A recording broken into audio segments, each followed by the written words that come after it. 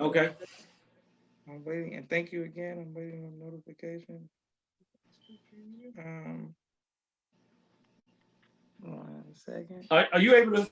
Is my lighting and everything okay? Yes, sir. Okay, perfect. Okay, and we are live. I want to thank everyone for tuning in to a very special edition of Off the Record on the People's Podcast. We have a very special guest today, one who I've watched from afar, and I'm learning about his story along with you all. But I know that he's a very successful businessman and a good brother, and just a great father and husband. So I look forward to learning, getting some information as well as some inspiration from Brother Isaiah Muhammad. Assalamu alaikum, sir. Walaikum salam, sir. Brother Isaiah, the first thing we want to know is, first of all, thank you for taking time out of your busy schedule to come on the People's Podcast. Second, when did you first hear the teachings of the Most Honorable Elijah Muhammad?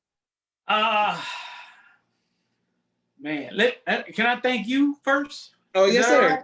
Yes, sir. I want to thank you first by saying that I appreciate. I'm one of those people who I like to cheer for the little man.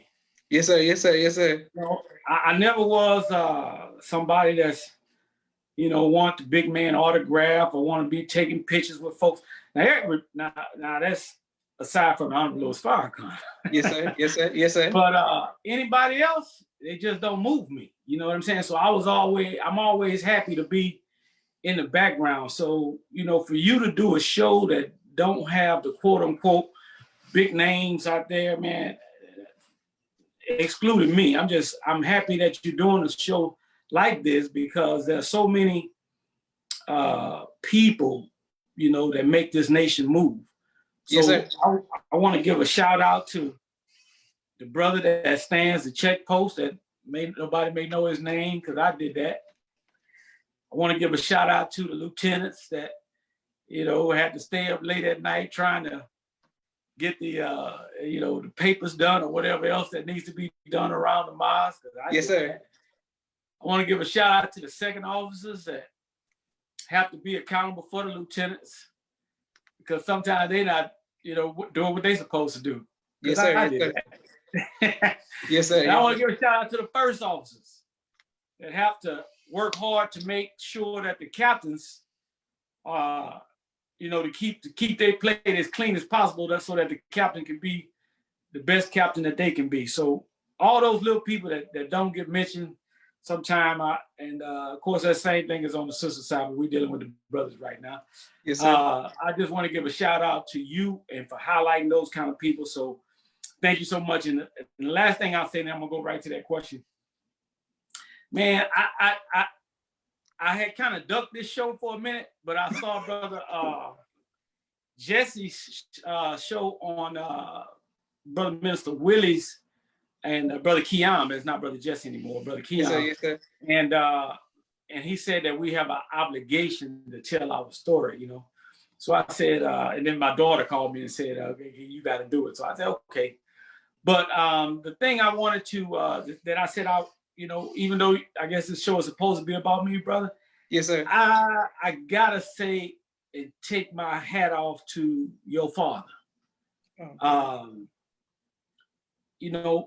My dad told me when I was younger that you should never, he said that there may be people that's stronger than you or maybe a little bit more talented in this area, that area. He said, but you don't have no excuse for somebody to outwork you. Yes, sir. Yes, sir. He said, that's a choice. So he said, you never give up. You never give up. He said, you give out before you give up. Yes, sir. Yes, sir. So in my life, I have taken my hat off to two people that I know will outwork me.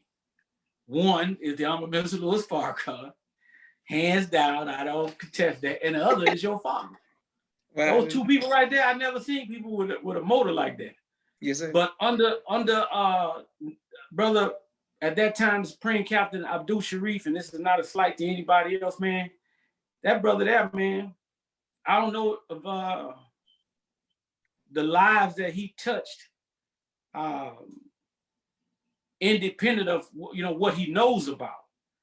And so maybe I'll get a chance to share a couple of stories about that he don't know about, because I was kind of from afar, because I was the secretary at the time when he was a regional secretary, when he was Supreme Captain. So I wasn't necessarily direct, with him like that. But at that time, your dad rode the nation so hard, brother. Everybody had to bow down to the power that he was wielding. You know what I'm saying? So, but he, no doubt about it. The progress that I believe we made with him, and with his example, of course, and of course, y'all remember Louis Farrakhan, but I'm just talking about the man that was like coming into our city all the time. You knew he was coming when it was Savior's Day gift time, even though he wasn't the secretary. Yes, you knew he was coming if that was something else going on. It was no deal for brother at that time, the Supreme Captain Abdul Sharif, to just show up in your city and be hands-on. So man, I all my hats off to him. And of course, I thank you all for him having to move around the world like that. I miss Louis Farrakhan, man. I know that was stressful on the family, brother. So my hat is off to you all as a family. I thank you all for that, and may Allah bless you all for the sacrifice that he made and that you all made to push this nation forward. Praise be to Allah. Thank you very much, sir. I didn't know we got to come to you being in the secretary. I didn't know that either. I didn't know. Okay, that's what I'm learning. That's what I'm learning, brother. I'm learning. You said you didn't know what? That you were a secretary. I didn't know that. For real? No, sir. I didn't know that. Oh man, I held just about every position other than the. I was never protocol and I was never a captain, but anything else, tape connection, first officer, second officer, lieutenants. Okay, yes, sir. You name it. I did. We had to do it. So praise be to Allah. Yes, sir. Yes, sir. So, when was the first time you heard the teachings of the Most Honorable Elijah Muhammad? Wow, brother. Let's see. That was the first time I was in college. And there was speaking of which, there was a brother by the name of Brother Rashid. Yes, sir. He was my suite mate. We were majoring in engineering. He was an engineer major, and I was an engineer major. And he was in the room next to me. It was during a summer session at Prairie View A&M University, and he was playing the minister, and I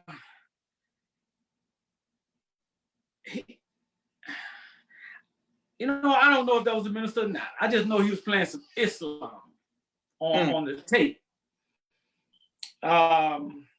So it was the teaching, but I can't say for sure that was the minister. And I remember I was one of those people that the Holy Quran say I was arguing with conjecture. I had nothing to fight him with, but I was just anti-religion at the time. So I thought all religious people were fake and phony. So, and it was just a matter, if you poke them in the right place, you could get it out of them, Yes, sir. So I figured I would try and get it out of him, but the brother was fasting, man, and I just knew he was lying. I just said, no way you down here in Texas could you be. There's no way you could be not drinking water. It's summertime, and he had on overalls. Yes, sir. With a long shirt. He had on overalls with a long shirt, and we was playing basketball. And we would stop and get water, and I was always cutting my eyes over there to see if he was going to get some water. And he never would. He never would get any water. And I'm like, man, I know this dude lying, So, but I couldn't catch it. So he was my first exposure, and he was and all praise due to Allah. I end up running into him, maybe 20-something years later at Savior's Day, and I had to apologize to him, and I gave him $100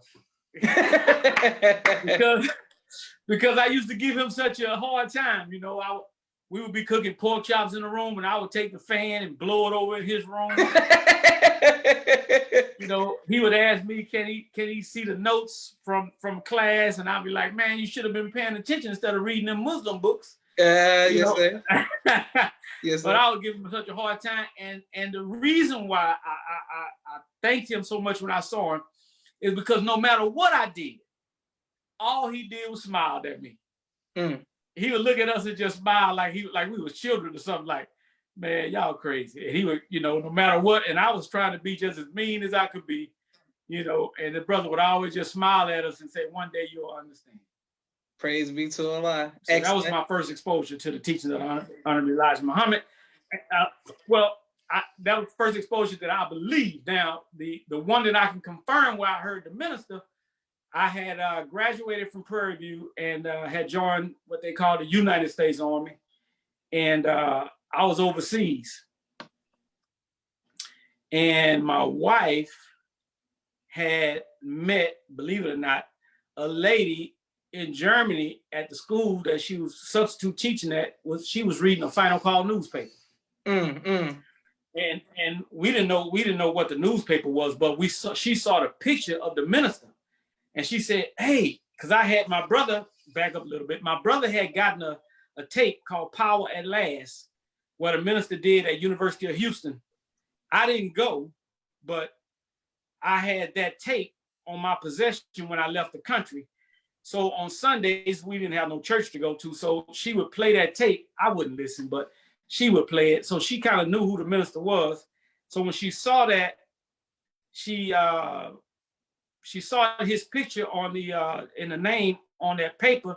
She became friends with the lady, and they just happened to have a real nice collection of the minister's tapes. So they started feeding her tapes. And, you know, I used to play a lot of racquetball back then. And so on Sundays, I would go to the gym. And this one Sunday, she had a tape on, and she had it up loud because she was in the kitchen. And the tape player was in the other room, so she could hear it in the kitchen. But I was on the floor looking for my racquetball shoe. And I was looking under the sofa, and I heard the minister say, some of y'all, he said, some of you all have slept with your teachers in order to get grades. He said, and what are you going to come back and teach the Black children? And this was, I think he was speaking at Howard University. And that froze me right there because, you know, being from a Black school, I knew some people that had done just what he taught. So that's made me stop and listen to the rest of it.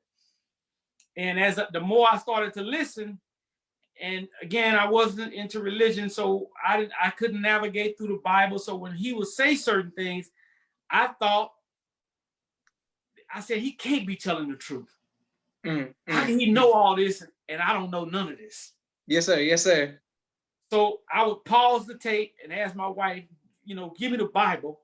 And she had gotten a Bible for me for my birthday, and it had my name on it. And I was like, now her background, her father is a minister. So she has that background, but I didn't have that background. So when she got that Bible for me, I almost like, you know, kind of tossed it aside, like, what she give me this? Yes, sir. I don't read. She ain't never seen me read no Bible, so what's she gonna get this? So when the minister started teaching, I said, where's that Bible you bought me? And she said she went and got it. And he would say, you know, Genesis, this, that, and the other. And, you know, it made no sense. I'm saying, how do you navigate? How do you find what this stuff is? So she was showing me, okay, book of this, book of that. You see, you find this book right here. Yes, sir. Yes, sir. So then I would pause the tape and I would read. And I said, hey, yeah, it's in there, all right. He told the truth on that. So then I find something else. And yeah, that's in there, all right. And then I said, man, I just can't believe that I didn't know none of this. So then he started talking about Gabriel Prosser, Harriet Tubman, Sojourner Truth, Denmark Vesey, Nat Turner. Yes, sir. Carter G. Woodson. I was like, man, I got to go find out about all these people. So I started reading and reading and reading. And the significant thing is about this whole thing is that when I got to Sojourner Truth and Nat Turner, I think it was. And now, keep in mind, I'm overseas. This was before the computers and all this kind of stuff. So Yes, sir. those of us that are old enough to remember, they had what they call card catalogs. So you had to go look at the card catalog to figure out. You have to look up the book in the card catalog, and then you got to go find in the card. The card would tell you where the book is in the library. Okay, okay. So they couldn't find the book, even though they said they had the book on Denmark Vesey and Harriet Tubman. I'm sorry, Denmark Vesey and Sojourner Truth. It wasn't on the bookshelf where they said it was. So I left my number with the librarian and told her, if you find them, then let me know. She called me maybe about 2 weeks later and said she found them. I went back up there and got them, and I said, well, where were they? She said they were in the fiction section. Yes, sir. It was under fiction. Yes, sir. So anyway, I got those and started reading that, and then I started reading. Then I got the autobiography of Malcolm X. Read that. It was another book that was so-called written on by Malcolm. I think it's called The History of Something. I read that one, and then I made up my mind. I said, "Man, this man is telling the truth." So, I gotta get out of this army and join the one he's talking about. Praise be to God. Yes, sir. And then he on one particular tape, he said, "Some of y'all are in Germany right now, ready to fight and die for your enemy." I said, "Man, how did he know I was over here?" Yes, sir. Yes, sir. So I got out and for the specific reason now, because I had joined for life. On the back, those people that are familiar with the Army, for officers, I joined as an officer. I got a commission coming out of Purdue A&M University, but I got what was called a regular Army commission, meaning that there is no expiration date. So when you looked on the back of my ID, it said indefinite. Everybody else ID who weren't regular Army, because that was considered to be like an honor. They didn't give regular Army commissions to anybody. Yes, sir. Yes, but sir. I was I had become the top cadet soldier, so to speak, at the university.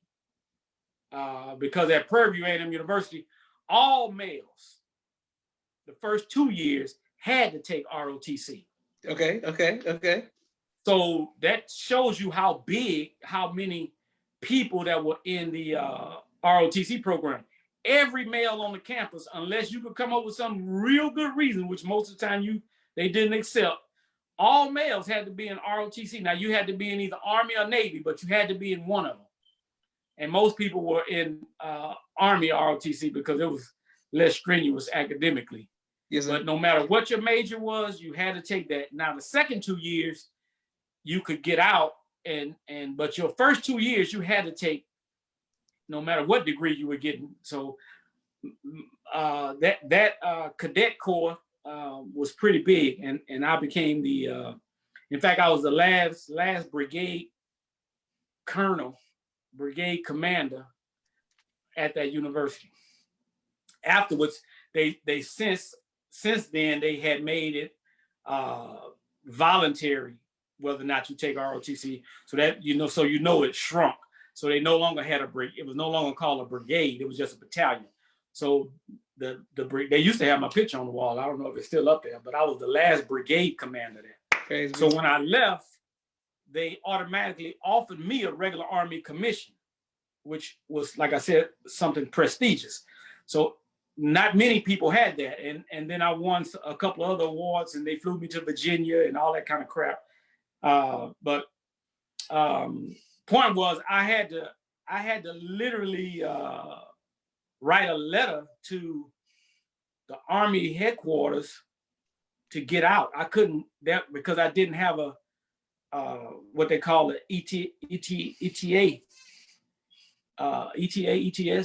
thing. I didn't have one. I was there indefinite. So they because I can't remember who was president at that time, but at that time it was a Democrat, I think, in office. So they were trying to downsize. So when I wrote that letter of resignation, they accepted it. because they didn't have to, but they accepted it and they let me out, and I was on my way to the Nation of Islam at that point. Praise be to Allah. Praise be to Allah. Yes, sir. And thank you, Brother Isaiah, for your sacrifice and the sacrifice of your family. Your children are sending the greetings. My sister sending the greetings. So many people in the comments who are showing love and saying assalamu alaikum too, Brother Isaiah. Thank you all for continuing to watch the People's Podcast. Now, speaking of your children, I'm coming back to you, sir. When I hear you use the language Colonel, Brigade Commander, it makes so much sense that your daughters are part of the greatest dynasty in the history of drill, the Houston Junior Vanguard. So are you saying that your children get their drill skills from you?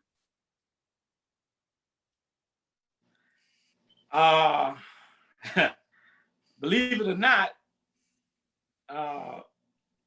at Prairie View, like I said, all of the males had to be in ROTC. Yes, sir. Right? But it was voluntary for the females. If I remember correctly. They didn't have to.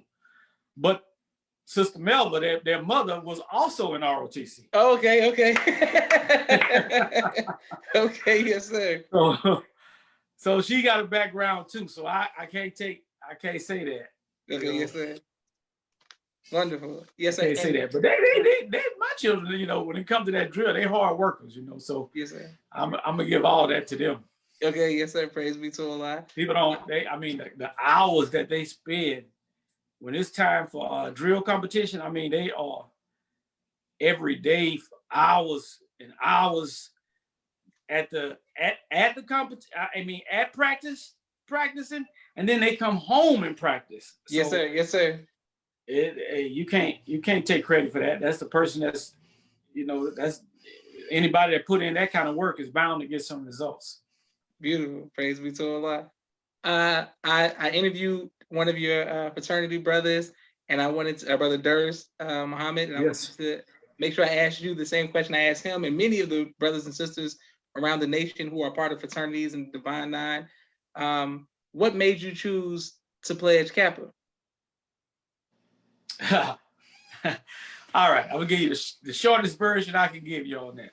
When I got to Prairie View, my I didn't come from a well-to-do family, so to speak. It was single. My mother was a custodian or a maid at a elementary school, and we were, of course, products of single-parent homes. So, I was down there on a grant and a scholarship and all that kind of stuff. So I'm saying that to say I was on a money hunt, so to speak, to try to stay in school and pay for my books and that kind of thing. So I ended up getting what they call a co-op at the time, where you can go to school for a semester and then you work a semester. But when I got in this co-op my freshman year, because I went to school, I had an engineering scholarship. So I went to school that summer, but when the fall came, I got in the co-op. But right before the semester started, just so that they can make sure that this is something that you really want, that you really want to do, they'll go ahead and fly you to where you're going to be working at. So they flew me to just a few weeks before school started to Silver Springs, Maryland. Yes, sir. Yes, sir. And I was going to be working at this, I guess that was some naval base or something like that in Silver Springs, Maryland. And guess who was supposed to pick me up at the airport? Brother Durst. I had never met him before. All I knew was the lady said, now your point of contact when you get to Maryland is a gentleman by the name of Durst Jackson, his slave name is. Yes, sir. Yes, so sir. She said, here's his phone number. When you get to the airport, just page him. He'll be at the airport waiting for you. And you're going to stay with him for, I think it was either 2 weeks or a week or 10 days, something like that. Okay. And then I actually get a chance to go to work at the place that I'm going to be working at and meet those people. And then when you come back, you make a solid decision on whether or not you're going to be in this program. So I fly into Maryland now. Again, I'm a Southern brother from Houston that with not a lot of means. So I hadn't been anywhere before. So I get off the airplane, and Brother Durst ain't there. You know, I got people standing around with signs with everybody's name that they're looking for, but I don't see my name on one of them. Yes, sir. So Yes, finally, sir. I hear somebody calling my name over the intercom. So they say, pick up the blue phone or whatever. I pick up the blue phone. This brother Durst, he telling me, yeah, just catch a limo and I'm gonna give you the address. I said, a limo? In my mind, I'm thinking, I ain't got that kind of money. Yes, sir. Yes, sir. You know. But anyway, he gave me the address and we get out. I get to the apartment where he and some other brothers from, I think it was a brother from Southern University was staying in the apartment. That was part of the same program, but they at a different university. I want to say Southern, Jackson State. Brother Durst was from Prairie View, and it might have been one other person. But anyway, I stayed there with them for a few days. That's when I met him. I get back to the campus. Now I meet him for the first time in Maryland. I get back to the campus, and a whole bunch of my friends that I knew from high school and from Houston, we were all talking about pledging Omega because Prairie View colors were purple and gold. Yes, sir. Yes, sir. That's the school colors. And Omega at the time, the Omegas at the time, the Qs were off the campus. They had been put off the campus as well as the Kappas had been put off the campus. But that coming semester, both of those fraternities were going to be let back on the campus.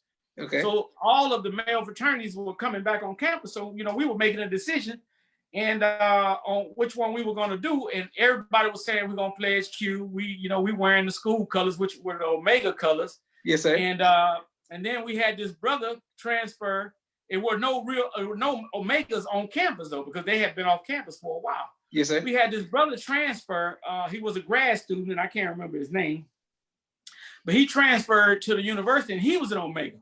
And after dinner time at Prairie View at that time, all the students used to kind of congregate right outside of the dining hall, just hang out, you know. Yes, sir. Yes, and sir. The fraternities and sororities and everybody out there, you know, sometimes they do the step, you know.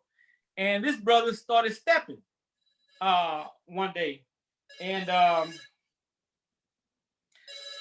he started stepping one day. Hold on one second. I'm sorry. This is a oh, that's all good.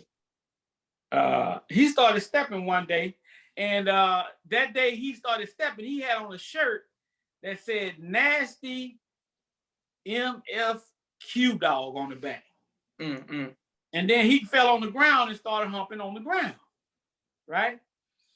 So I was looking at this and I said to myself, now my sister was supposed to be coming to Prairie View next semester. And in my mind, I'm thinking, if I go home with a shirt on, say "nasty," I said, my mama ain't gonna understand that. Yes, sir. Yes, sir. Yes, sir. I can't wear that home. And then I said, and my sister better not catch me down on the ground, humping on the ground, because she gonna go back and tell my mama. Yes, so sir. that pretty much that X'd out the cues. I said, I can't do that. And the Sigmas is kind of at that time was like they had 30-something people online, so it was like anybody could join Sigma. Okay. But I didn't want to be something that anybody could do. Yes, sir. And the alphas were supposed to be known as the smart people on the campus, but there were several of them in my class that was cheating off my paper, so I knew they was fronting. So I said, they all of them ain't what they claim to be. Okay. So that left the Kappas, and I saw brother. There was another brother that used to work in the library. He was always clean, always, you know, he worked at the library, but he seemed like he just minded his own business, and he just carried himself in a certain way. Henderson Taylor, we called him Kite, but that was Brother Durst's line brother. So, and then I saw Brother Durst. So that was the only two that I knew about. So that's kind of how I ended up going out to a Kappa smoker. And then when I went out to the smoker, they said, everybody can't be a Kappa, so consider yourself, you know, yada, yada, yada, if we pick you. So that was kind of like a challenge to me. Mm. So anyway, I ended up getting picked, and I was the president of my line as well. Yes, sir. Yes, sir. It was 11 of us online, which was considered big. That was a big line but none of us quit. Praise be to Allah. Because that, you know, that was one of the things that they kind of pride themselves on. They're going to make somebody quit. But anyway, that's kind of how I ended up in Kappa Alpha Psi. Okay, excellent. And thank you for your honesty and transparency, and thank you all for continuing to watch the People's Podcast. I went to Houston, visited Houston with my parents, and one of the first stops my father said, he said, I gotta go see where Isaiah's business is and speak with you. And we went, and I saw one of your businesses that was like the tire shop. It was so much going on. It was land. It was just something that I don't think is highlighted enough in the Nation of Islam as FOY, who have their own businesses and are successful. What has how did you get into business, and what has been the key to your successful businesses? Brother, any success, I think that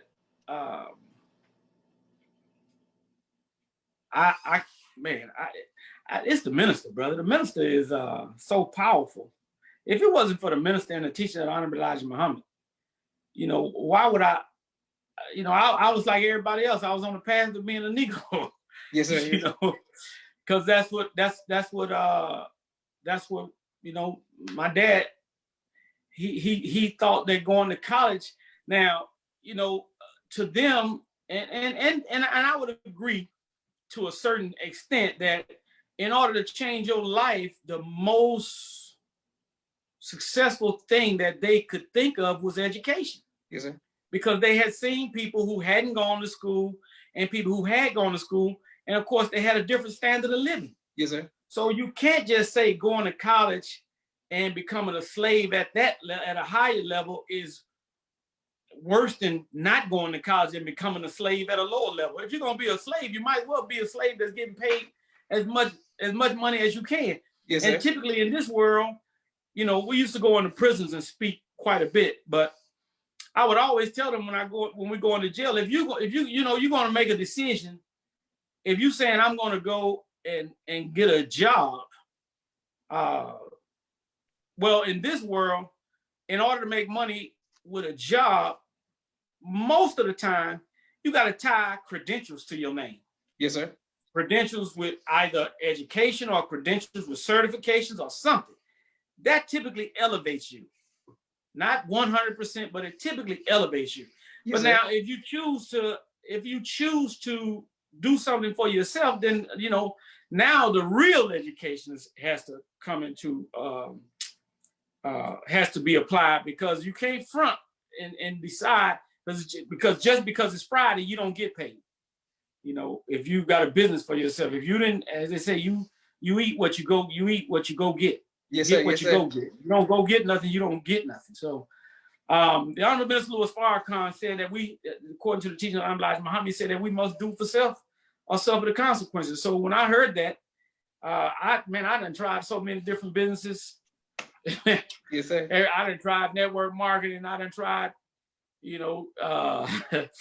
I used to have a tape store back in the day. I done tried, just selling products, tire shops, pharmacies, clinics. We done did a little bit of all kind of stuff, just trying to, because you only have to be right one time. Yes, sir. Yes, sir. And there are no guarantees.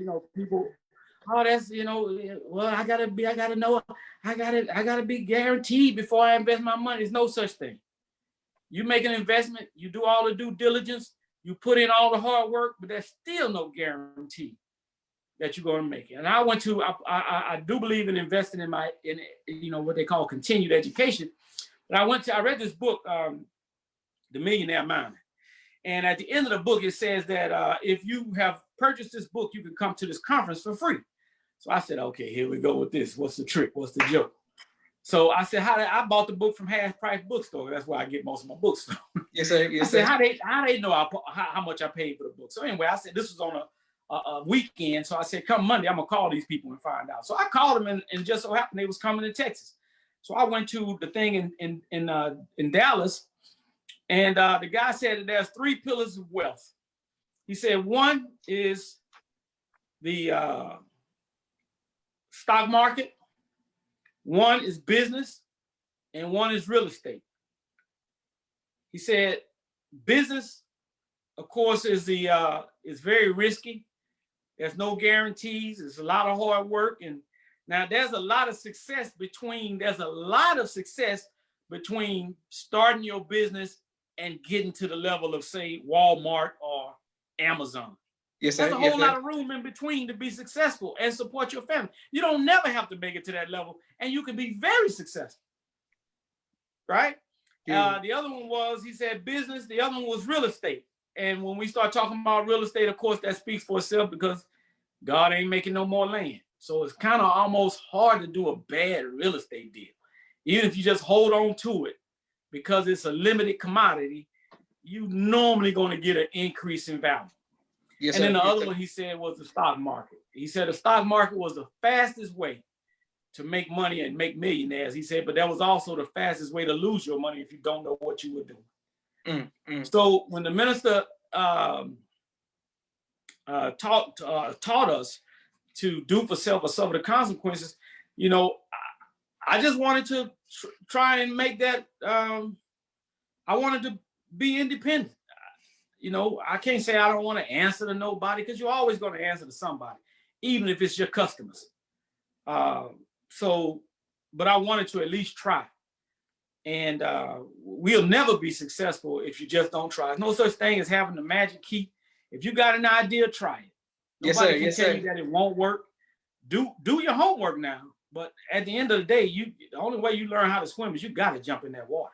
Yes, sir. Yes, sir. You practice in the mirror all you want, but you're going to have to get wet sooner or later. Yes, sir. You know, so that's when you all came to Houston, the tire shop was one of them things, me jumping in the water, you know. So praise be to Allah. Praise be to Allah. Excellent. And thank you all for your comments, and continue to watch people's podcasts. Another time I came to Houston, this time I was with the minister on security, and there was like a believers meeting, and they were talking about your pharmacy and the businesses. And like you said, my father, I know how it is for businesses.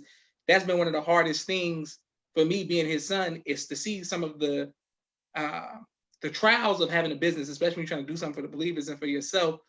I thought that y'all should be famous because y'all had a pharmacy, but it didn't seem like everybody necessarily supported you all. How do you deal with, what advice would you give to me and other people who are weary about going into business because you don't know if people are going to support you? You know what I'm saying? Who look like you? Yeah. Okay. Let me tell you my experience. You know, they say, you know, black people don't support each other. That was not my experience. Okay. That's not my experience. My experience is this. The good news is, let me give you the bad news. The bad news is black people will give their money to anybody. They don't really have a sense of loyalty to say that I'm going to do business. Now, this is my experience. Yes, sir. Yes, sir. We don't really have, black people, we don't really have a sense of loyalty to say I'm going to do business with black people, like Chinese people. Yes, sir. Or Asian people, or pardon me if I get that wrong. But example, it was pouring down raining one day, and I was opening the tire shop up, and this Asian lady had a blowout. And this lady, I mean, a blowout, I mean, right in front of the tire shop. I'm talking about if she fell out of her door, she was on the tire shop property. Yes, sir. That's how close. One step out of the car and she in the parking lot where we are. That's how, and it's pouring down rain. Yes, sir. Now, most people would say, thank God I'm close to a tire shop. I just had a blowout. No. These people, this lady did not want to come to the shop and get her tire fixed. But at that point, she had almost, it was like, I got to do it, right? Yes, sir. And then another example where we had an Asian guy, he drove by the tire shop on his rim. Tire blown out. He refused to come over there and get his tire. Now, that's some dedication. I don't fault them for that. But black people ain't like that. We'll give our money to anybody. Now, that's the bad news. The good news is that black people will give their money to anybody. That's the good news, including you. Okay, yes, so, sir. My experience as a business owner is that we don't care if you can be competitive in price and you can provide the service, a quality service. Now, we kind of prided ourselves, which I would always tell the brothers at the shop, everybody at our shop was, Muslims. So not just quote unquote because they're black, but their parents were either in the Nation of Islam or whatever. So we work, I mean, on too many occasions, we had people just flat out ask, man, how do you get black people to be, how you get these young brothers to be so respectful? And they couldn't, it was just mesmerizing to people. Yes, that's good in the sense that we were being who we were supposed to be, but it's bad because that shows you the counter, the what's juxtaposed to that, to say that, hey man, are we that bad that people just, just because you say yes sir, yes ma'am, and get somebody door for them, and they think that's just overwhelming, Yes, sir. But I haven't had the experience that black people won't do business with black people. If you provide a service, a quality service, and you timely, and you can be competitive in price. Now you can't charge somebody, some things we just can't compete in right now. If Walmart is selling something for $2, and that's where our people are used to going, you can't come into business and something like you're gonna sell it to them for $8. They're just not gonna do that. That's not practical. That's not that's not realistic. So, you can't ask people to because I'm black, I want you to do this for me. Our community will support you. Now, the thing is that I would definitely say encourage the believers. If you go into business, don't go into business thinking that you to try and get the believers' support. It's not enough of us to, even if you got 100% support, as we call it, that's probably not going to put you where you want to be, So no, that's not my experience. That our people will support if you do the right thing at a reasonable price. And because we at the tire shop, I was not the cheapest place in town, but I wasn't the most expensive either. But I always told the people, we didn't sell a service, we sold an experience when you came to us. We wanted to give you an experience that you never had before when you left the tire shop. So, and it was known as the tire. When people say the tire shop, you know what we're talking about. You know what I'm saying? So yes, sir. Yes, sir. Yes, sir. I mean, it's really a way to establish a beachhead in the community when people can see you being who we supposed to be, and they will start to question it. And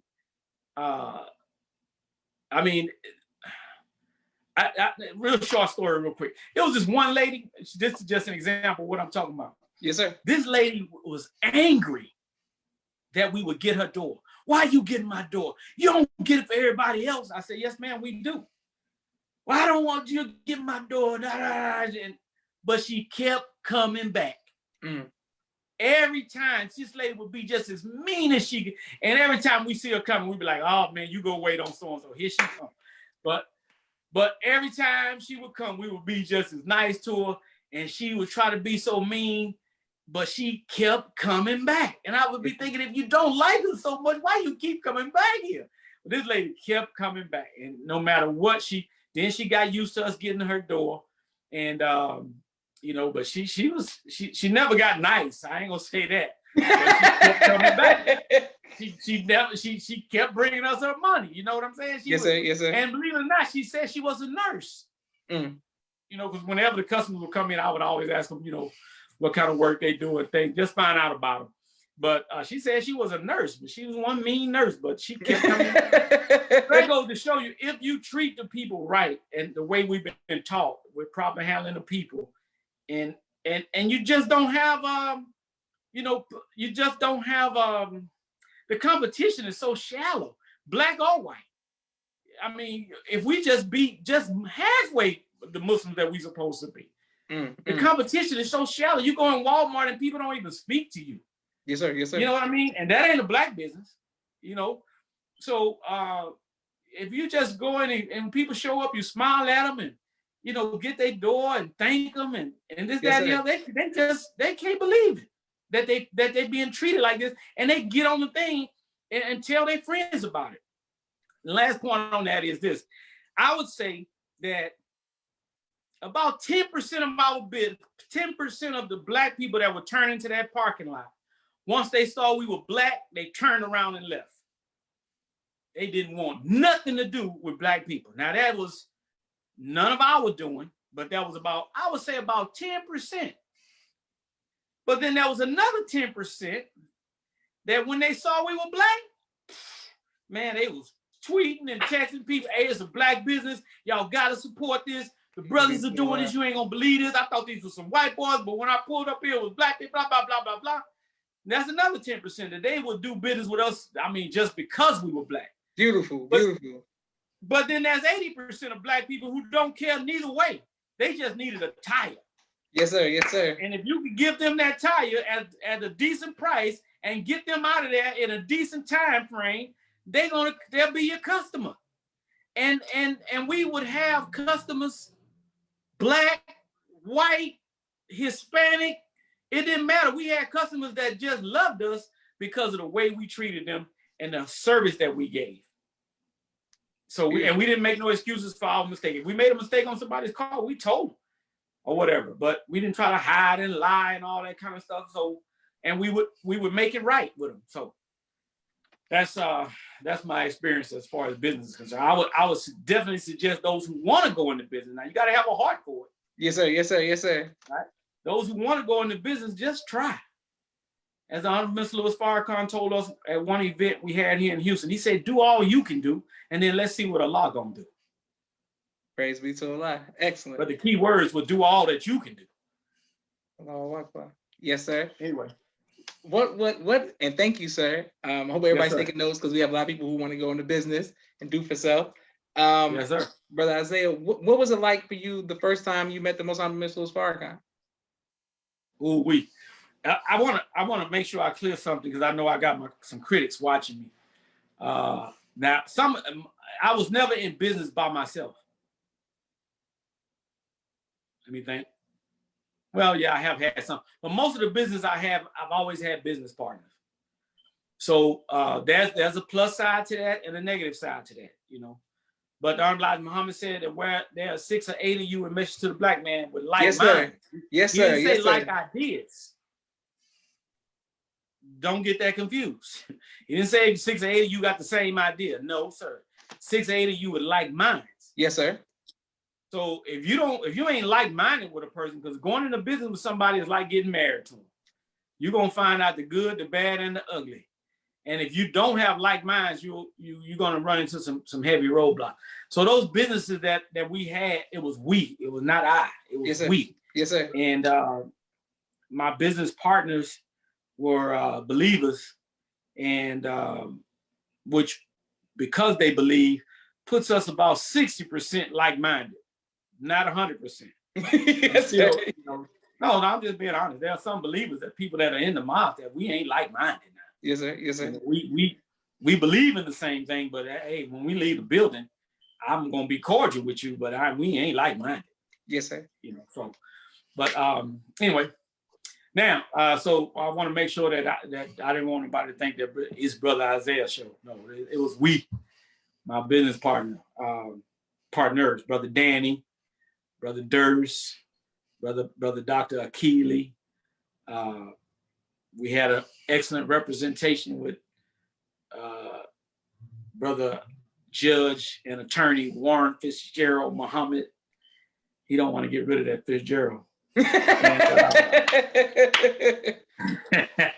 And also with Sister Attorney Sadia, she helped us too. So, you know, it was a group effort. Praise be to Allah. Okay, excellent. Brother Isaiah, what was it like for you first time you met the Most Honorable Mr. Louis Farrakhan? Oh man, okay, yeah. Now look at this. First time I met the Honorable Mr. Louis Farrakhan. Now this leads back to the beginning of what I said at the beginning of the show. Some of you that's been around a while, you remember Brother Khalid, Abdul Muhammad Khalid. Muhammad was a minister in the Nation of Islam at one time, a captain and all that kind of stuff. Anyway, Brother Khalid had come to Houston, and Brother Durst and I and Brother Sylvester drove him to Baton Rouge because the minister was speaking in Baton Rouge. Okay. Well, when we got to the hotel, Brother Khalid said, y'all want to meet the minister? And we were like, yeah. He's like, oh man, yes, sir. So he said, well, just carry my bags and stay with me. So, hey, no problem. So yes, we carried the bags up to the room, up to his hotel room. And then they said, well, the minister is out by the pool. And so he said, come on, let's go out by the pool. He said, now, so we go downstairs, go out to the pool area. And when we go out the door, as soon as you go out the door, you could see the minister sitting kind of off, you know, not right at the door, of course, but kind of off. And guess who was sitting at the table with him? Brother Abdul Sharif. He was not the supreme captain then, brother Frank. Pardon me for not knowing his holy name. Brother Ali. Brother Ali, he was the supreme captain at the time. So Brother Khalid told us, he said, y'all stay right here. And he went over to the table where they were. Of course, you know, I don't know if you ever seen the old tapes of your dad. He was mean mugging everybody. He's sitting over there mean mugging us when we came out on the area where the pool area was, and we were Class A because we had, you know, driven him from Houston, you know, on post, yada yada yada, to the hotel. We come right down out of the room. We Class A. We never changed clothes, so we out there by the pool, suit and bow tie. The minister is in a warm-up suit and with some shades on, and we had never seen this before. The minister don't have a suit on, you know. We was like, wow, you know. And everybody around him, none of them had on suits, but you know, we knew who they were. And Brother Khalid was in his suit, and he went over to the table, and you know, they was far enough away that we couldn't hear what they was talking about. So we just stood right where he told us to stand, right by the door, coming out to the pool area. But when the minister got up to leave to come back into the hotel room so that he could get changed for the engagement speaking engagement that night, he as he was passing us, you know, the Honorable Minister Louis Farrakhan, he smiled at us, and he said, asked us our name and what post did we have. And Brother Sylvester, I told him my name, and Brother Durst told him his name, and then I think he just asked us our name. But then when he got to Brother Sylvester, I think I know he asked Brother Sylvester what post did he have, and I don't remember why, but I think he may have asked us all the same question. I just told him my name. I was so nervous. I told him my name, and that was it. And I told him I didn't have a post. You know, Brother Sylvester said, my name is Brother Sylvester. Oh, I'm sorry. He asked Brother Sylvester first. So when Brother Sylvester answered the question, he said, my name is Brother Sylvester X. And I think he said, you know, I don't have a post, sir. And the minister said, Brother Sylvester said, I'm just a brother. He said, I'm just a brother. And the minister said, praise be to Allah. He said, that's all I am. He said, that's all I'm striving to be, just a brother. Man, you know, I almost felt. I said, man, you know, and he shook our hands, and he went on up to the room. He got dressed, and he delivered the message. And because we were with Brother Khalid, later that night, we got back into the room. Praise be to Allah. With the minister. And guess who was there? Brother Abdul Sharif. Mean mugging us again. So we sit down, and Brother Frank introduced us to the minister, particularly Brother Durst. He said, "You remember this brother? He was the one who brought you down to Prairie View." And the minister started laughing. Yes, sir. Yes, sir. He kind of laughed about it, and you know, Brother Durst told y'all that story already. But yes, sir. The minister he asked what was our major, and we told him we were engineers. And he said, well, praise be to Allah. He said, I want y'all to help me build this nation. And we said, yes, sir. He said, because engineering is what we need.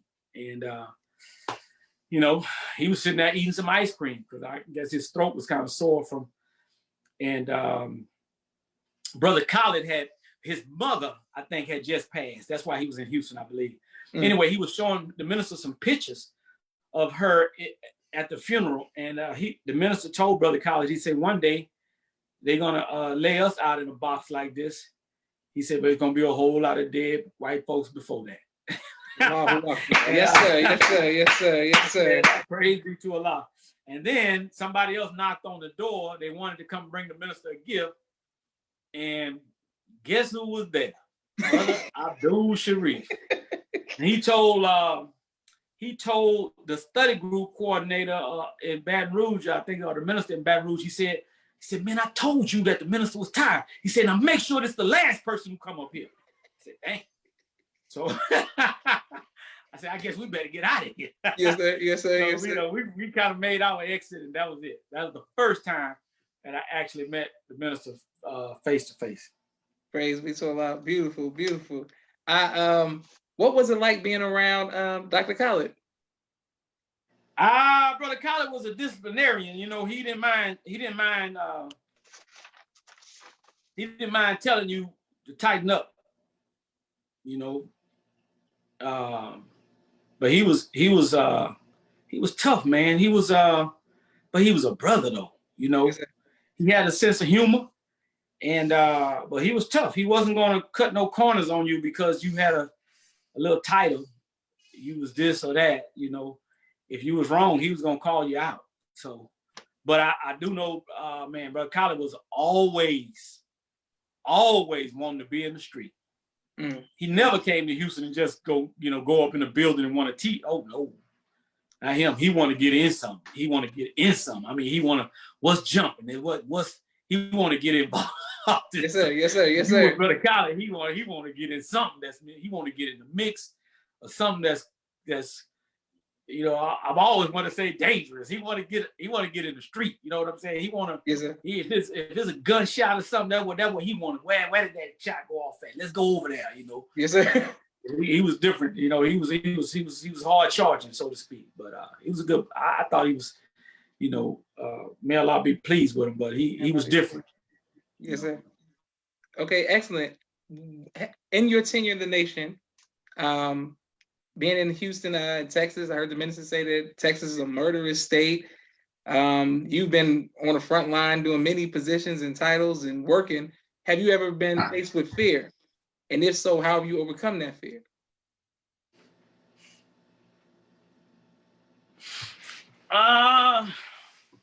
Man, I ain't gonna lie to you, bro. When I first joined the Navy, I remember I was just getting out of the Army. And now, you know, this is sad to say, but when I was younger, I never thought I would live past 25 or 30. I don't know why. I just didn't think I would, you know, so I said to I just said, if I'm gonna die, I'm gonna die fighting. Yes, sir. Yes, sir.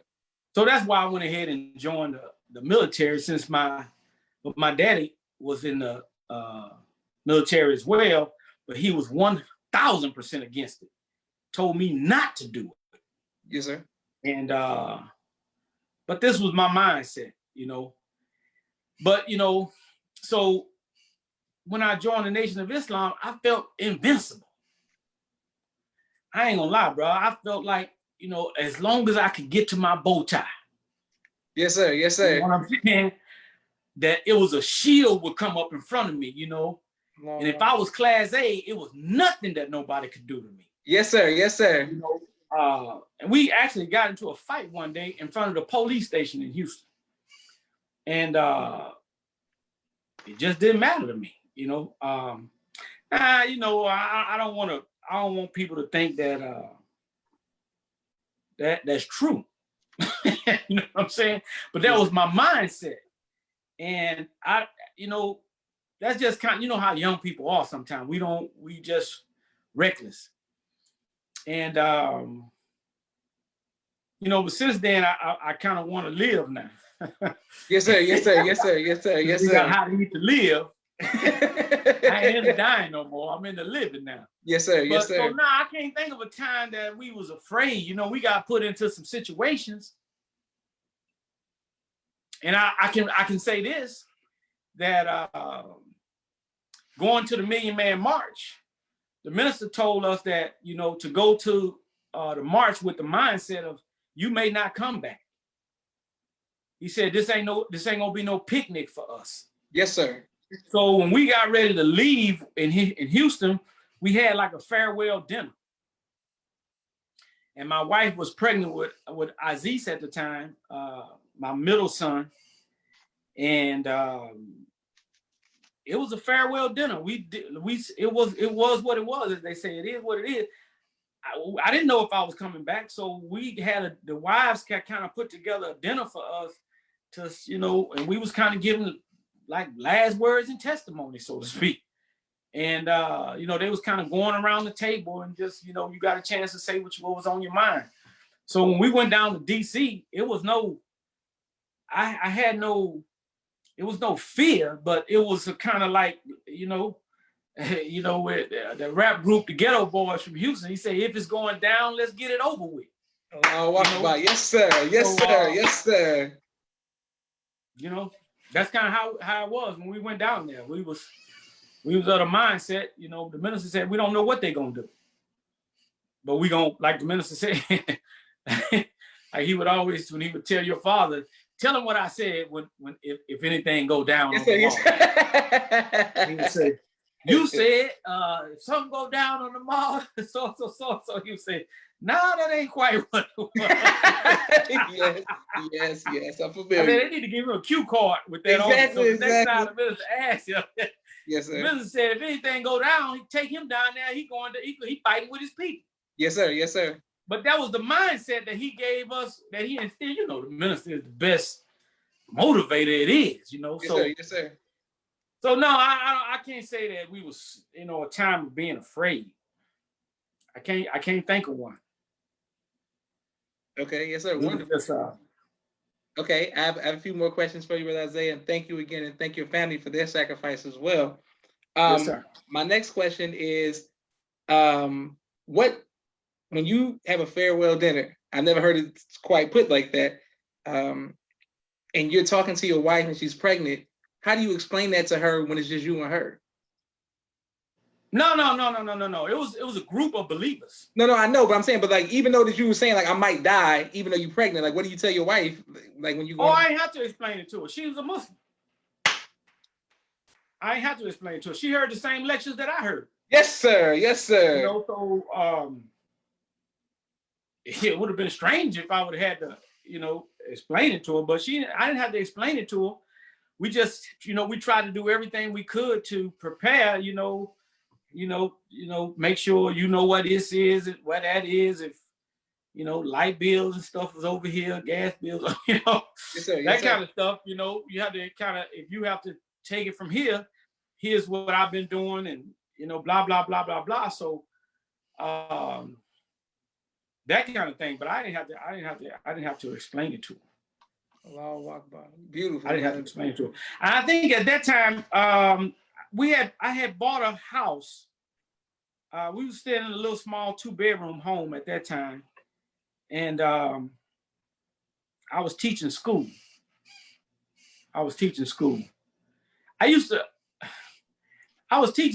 but it was kind of like a secondary thing. When I got out of the military, I had started working for Lockheed Martin, and I was you know, by training, I'm an electrical engineer. Yes. And I was assigned to a team that designed the video for the astronauts that, you know, when they get off of the shuttle, whatever camera work, the closed circuit TV that was on their helmet, we were in charge of designing that and making sure that it worked properly. Yes, sir. So when I quit there because I wanted to do something for self and start selling fish, Yes, sir. Yes, sir. Start selling fish, we kind of fell on hard times. So we had to take a step back, and we ended up buying this little 2-bedroom home. But I taught school long enough, and you know, the mathematics worked out that I kind of saw a way for me to buy this house. I mean, pay for it without a mortgage. In other words, pay off my mortgage. Yes, sir. Yes, sir. I said that, you know, I did the calculation and I said, man, I'm not, the interest rate that they paying me in my teacher retirement is less than what I'm paying for this mortgage. So I said, I might as well pull out, you know, of course I had to take a tax hit because you pulled it out of a retirement vehicle. and I was not of retirement age, but mathematically, I said, if I put all of this money toward this house, and then that'll leave me with X amount of dollars left, I could pay this house off. And that's what I started doing, paying it off, pretty much hitting that mortgage pretty strong. I pulled the money out of that, hit my mortgage strong, and I paid it off. And I think I had it paid off by the time, or I was close to it by the time the March came. So I said to myself that if anything were to happen to me, at least I know my family got a place to stay. You know, in America, you still got to pay taxes, but yes, sir. Yes, sir. You never really own property. So, but to the degree that you call it that, there was no bank attached to my property anymore. I owned it outright, and so I knew that my family would always at least have a place to stay.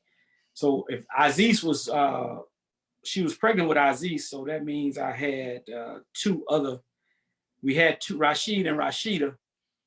So, and then Aziz was on the way. So we was gonna have to upgrade pretty soon, but the house was at least paid for. Praise be to Allah.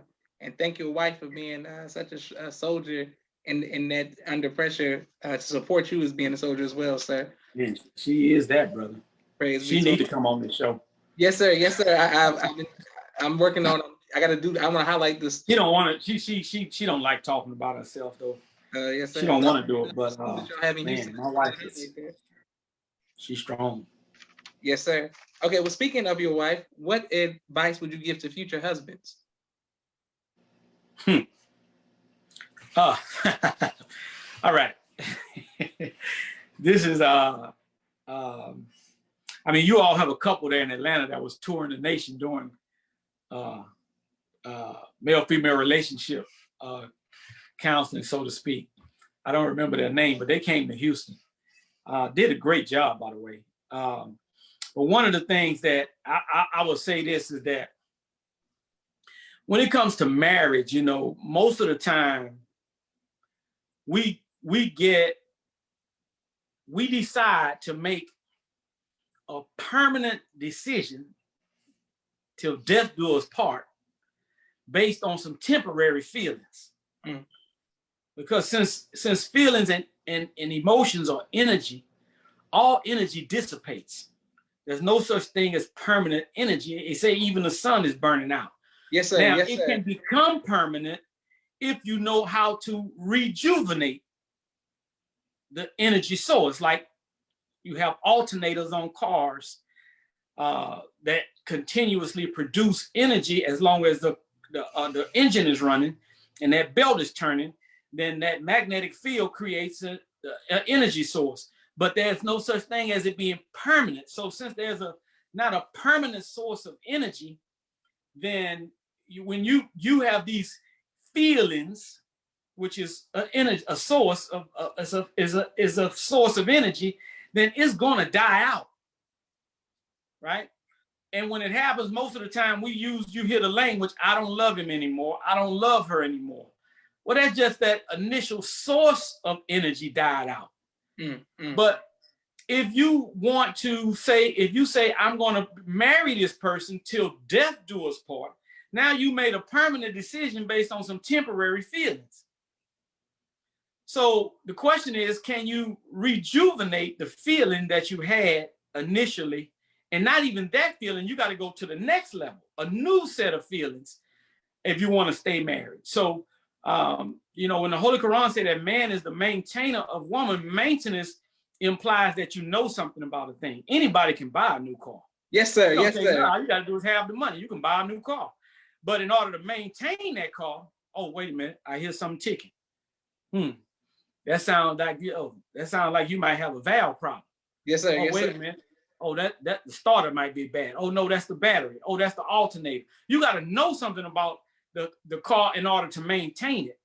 So if we're gonna have some healthy relationships and want to stay married, I think for any number of years, then the main thing that you have to do is make up your mind, make a decision, as Denzel said. Yes, sir. Yes, sir. Yes, sir. You gotta make a decision. And those people who decide to stay married, because I guarantee I got married in 1985, so however many years that is. But I guarantee you, anybody that's been married for an extended amount of time, if you ask them, was there ever a reason to leave, they would tell you yes. And if they tell you no, I would say they probably lying. Yes, sir. Yes, sir. Yes, sir. Right? But you can also ask that same person, was there ever a reason to stay? And they're going to tell you yes. Yes, sir. Now, the question is, which one did they focus on? The people who stayed married focused on the reason to stay. The people who got divorced focused on the reason to leave. And where you put your attention is where you're going to put your energy. And where your attention and your energy and your focus is, that's the results you're going to get. Yes, so if you want to be great at business, put your attention on business. You want to be great at marriage, put your attention on marriage. But you want to fail at marriage, or put your attention on leaving, on and why she this, or she that, she this. You put your attention on all the faults that she got, and you'll get out of there, or he got, and you'll find a reason to leave. Yes, but if you want to stay, put your attention on all the things that made you choose this man or woman, and you will find a reason to stay. Beautiful. Praise be to Allah. Okay, excellent. But I have a few more questions for you. I just want to make sure that I highlight the sponsors of this week's yes, sir. Episode. Speaking of business, 1 second. I want to highlight all of the sponsors of the People's Podcast this month. Cash App, the $ the People's Podcast. Thank you all for your sponsorships. Street Premiere Media and Production. They have a 4K camera and a drone where they do videos and movies. My sister Miriam's children's book, ABC I Love Me. It is on Amazon. Thank you very much, Sister Miriam. Thank you very much, Sister Naima. Dance, Stay on Point Dance Academy. It's on Instagram. She teaches ballet virtually to young women. Supreme Men's Clothing. Thank you very much to our brother out in St. Louis. He will ship your clothing all over the country. Thank you very much for keeping us fresh. BMW Entertainment, our brother Ronald, security and vice president. They do event planning all over the country. Raising Black Millionaires, Sister Tia Muhammad. Thank you very much for your support for teaching economic empowerment to young Black children. Brother Kenneth Muhammad, bow tie maker extraordinaire. Thank you very much, sir, for your sponsorship. If you need a bow tie, reach out to Brother Kenneth. Brother Todd X McGraw, Supreme Team Insurance Group. Thank you very much for helping us keep our insurance together. Exodus, a new way of credit restoration. I thank you all very much for your sponsorships. Also, I'm coming right back to you, Brother Isaiah. Also, Boutique, thank you for your fashion and that shirt that you gave me yesterday. I hope you get a lot of business from that. Brother Chantel with Supreme Express, they do refrigeration. They ship everything that you need. Perfect. Brother Maurice D. Muhammad with Selling Gold. Thank you very much, sir, for your sponsorship of this month as well. Also, Sister Landra with Navy Bean, More Than Bean Pies. Thank you very much, sister, for your support as well. Dr. Henry Carter for your turkey legs. In Atlanta, if you all need some turkey legs, he has an amazing turkey leg. It's amazing. Wonderful. The sister who does home decorations, thank you very much for your support and sponsorship. Also, Brother Dorsey out in Baltimore for your water company. Thank you very much for your support as well, sir. I'm coming right back to you, Brother Isaiah. Brother Rashad Muhammad in Chicago with the COVID cleaning company. Thank you very much for your support and sponsorship as well. My father's book, Abdul Sharif, A Soldier in the Life, and Soldier in the Mission. I thank you very much, Dad, for your support. Last but not least, my 2 books, No Father, No Excuse, and Cleopatra, my children's book, both of which are on Amazon. Thank you all very much for your sponsorship. It means a lot to me. It keeps the People's Podcast going. We're coming right back to Brother Isaiah now. Thank you very much. Okay, Brother Isaiah. Yes, sir. Right. What I have albums behind me. I like music. If you could have one album that you said like represented you, like your favorite album of all time, what would it be? Oh man. My favorite album of all time shoot, man, you got, right now they doing this thing where this artist is battling another artist. Yes, sir. Online. There's nobody who could battle this artist. Okay. Nobody, hands Okay. down. On just his music, not including the music that he wrote for somebody else. Okay. And that would be the great Stevie Wonder.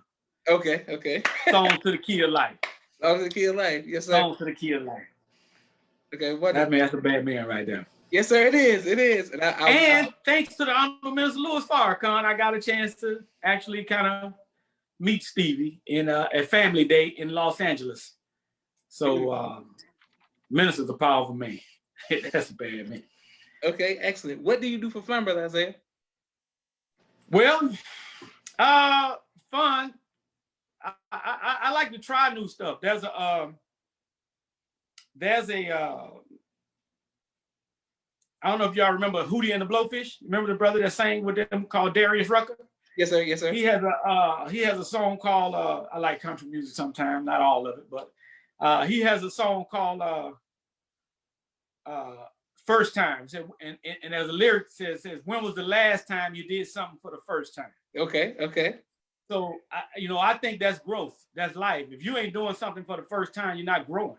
Yes, sir. That means that when we say we write history 25,000 years in advance, if I can tell you, if I can come here and see you doing the same thing that you did 4 years ago, you haven't left, you haven't done nothing new, well, then I can write your history for the next 4 years. I know where you'll be at. Yes, sir. You'll be doing the same, you'll be sitting under that same tree, doing the same thing that you did before. Well, how you know that? It's easy, right? So I like to try, I like to do new things, and I like to go new places. I like to learn new things, because you can't do something new if you haven't learned something new. Yes, sir. And I like to meet new people. So that would be my thing. And of course, I like playing racquetball. I like bowling too. I heard they got a couple bowlers in the Nation of Islam. Yes, sir. Yes, sir. May have a couple of racquetball players in the Nation of Islam. I'm a different person on the racquetball court. What's your high score in bowling, Brother Isaiah? My high score in bowling, the game I bowled, my highest game I lost was to my brother. I bowled a 252. Okay, and I lost. I think he bowled I think he was in the 260s that night. Yeah. So, but yeah, I used to be pretty good at it. I used to bowl quite a bit, so I don't get a chance to do it too much anymore. But I could still dust the ball off and get out there. Yes, sir. I never made it to the 200s, but I used to go to the bowling alley all the time. That's what we did. We just went bowling. It was like that's the thing to do. But yeah, Yes, sir. Never got too good at it. But my next question for you is: you have a lot of children. They all seem, y'all have y'all like the Huxtables. Y'all are just a positive Muslim family. What advice would you give to future fathers? Man, I'm gonna say I think well, fathers and mothers. When you get married and you have children, your life ain't about you anymore. If you're good parents, when you get married, when I got married, I could no longer, if the brothers say, hey, let's go to Dallas for the weekend. Well, if I'm single, I can just, let's go. But if I'm not, if I'm a good husband, I gotta think how this gonna affect my wife. Yes, sir. Blah, blah, blah. Some people, oh man, you handpicked, as I heard, some people say. A brother told me, he said, ain't nothing wrong with being henpecked if you got the right hen that's doing the picking. Yes, sir. but you got to think about that kind of stuff. So, but once you have children, you can't, brother, I'd be a millionaire if it wasn't for the money that I had to spend on my children. Yes, sir. Yes, we had to you got to pay for them to be in school, because we didn't put them in public school. And they, my wife owned the school, but still they cost money having to buy uniforms and all that kind of stuff. Yes, sir. Yes, sir. running them back and forth to school, and the sacrifice we had to make in order to even have the school. And then they all were in martial arts. I think just about all of them have black belts. If not, they all close to it. So that costs money too, to be going to Taekwondo lessons every week, and then hell, the gas money it take to get them there. Yes, so, sir. And it's always something. Now that don't include, if you're a parent, you already know when you start throwing in the clothes, the food, and then if you got boys, they gonna do something to hurt themselves or somebody or break something. Rashid don't tell you, he always telling people about the stuff I did. But Rashid, boy, from the time his feet hit the planet, he was breaking stuff in the house, throwing stuff, and so it's always something. But your children gotta come. It's not a slogan. They do have to come first. Yes, sir. Yes, sir. So I can't understand. Like when I hear, it's a 2-year-old. I just saw on the news yesterday, a 2-year-old was abducted from a playground. I'm like, well, how can a 2-year-old be unsupervised? Yes, how you let a 2-year-old outside the house, first of all, by themselves? That we didn't even let, I'm just telling you the truth now. I wouldn't even let my own mother keep my children because I knew my mama didn't believe like I did. And she meant well now. She loved them, but she would give them some hog. She would have done that, and she'd have been, oh boy, that ain't gonna hurt them children.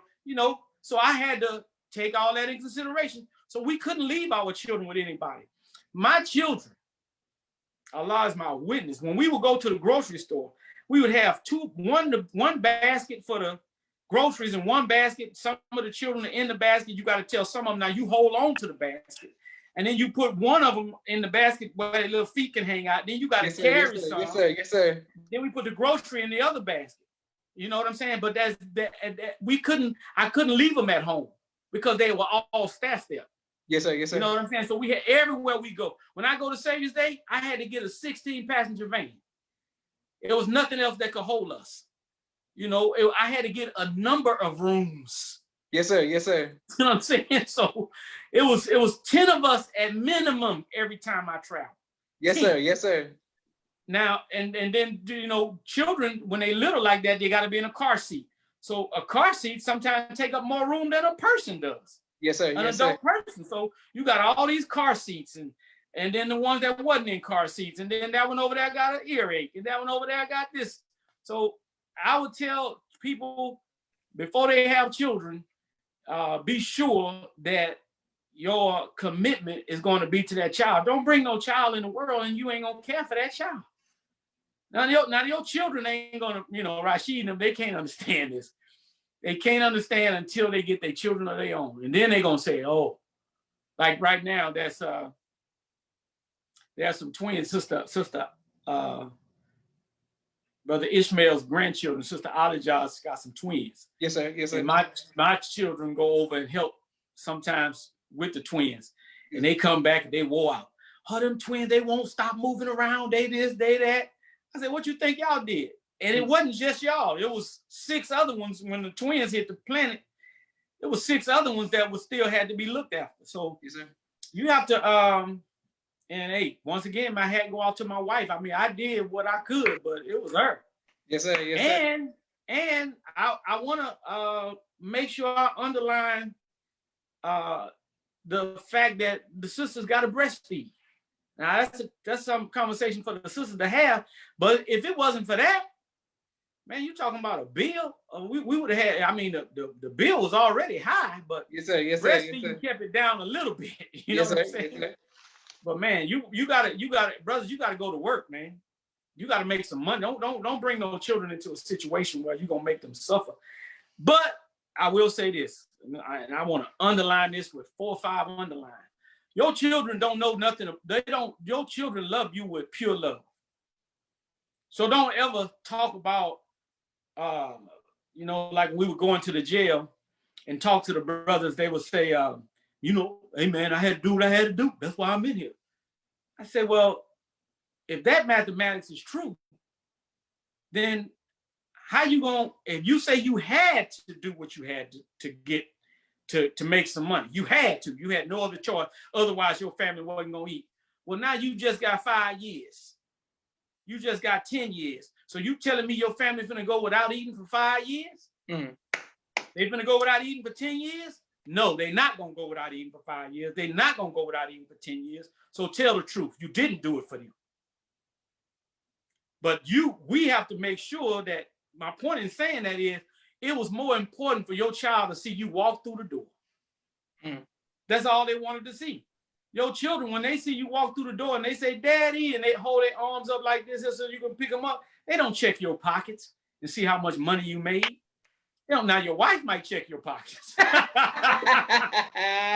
You want to know how much money you made, but not your children. So don't put that on your children. Just come home at night. Just come home at night. Don't let your children see you stagger through the door because you drunk. Don't let your children see you raising your voice at their mama because you upset about something. Yes, sir. Yes, sir. You know, don't let your children, don't be angry and then you take it out on your children so you're gonna whip them because you angry. If you angry and they do something that and they deserve a whipping, don't whip them because you're angry. Not that they don't deserve it, but you are not in the right frame of mind to administer that. Though they deserve it, yes. You can't do it right now. You see what I'm saying? You can't do that right now because you're in the wrong frame of mind, and you could do something to them that's not warranted for what they did. You follow what I'm saying? So yes, that's a whole lot. You only get one chance to raise a child. Yes, sir. And you make one mistake, you could scar them for life. And you don't want to do that. So be the best person you can be. Study, learn as much about being a parent from the tapes of the minister. Don't be afraid to go read stuff outside of the Nation of Islam books. Go read as much as you can. You know, Brother Jabril said that the Honorable Elijah Muhammad said that we learn through conversation, observation, reading, and experimentation. Core. Conversation, observation, reading, and experimentation. I used to always tell the brothers in jail that experimentation is the last way you want to learn. Yes, sir. Yes, sir. You know what I'm saying? You don't want to learn that crack is bad because you smoked it. Yes, sir. Yes, sir. Yes, sir. You know what I'm saying? You can converse about it. You can observe. You can read about it, right? So certain things you don't want to learn through experimentation. But ultimately, if you're going to learn in certain about certain things, you do have to get into the, like I was talking about swimming. You can read about swimming. You can converse about swimming. You can observe a swimmer. But sooner or later, if you want to swim, you got to get in the water. Yes, sir. Yes, sir. But let's take those first things first. Let's do all the conversing about parenting. Let's observe parents. Let's read about parenting. But then ultimately, it will prepare you, but it ain't nothing like the experience of parenting. But you get one shot at that. Don't mess it up. And the main thing is just be there, man. I don't want to hear that stuff about I take care of mine.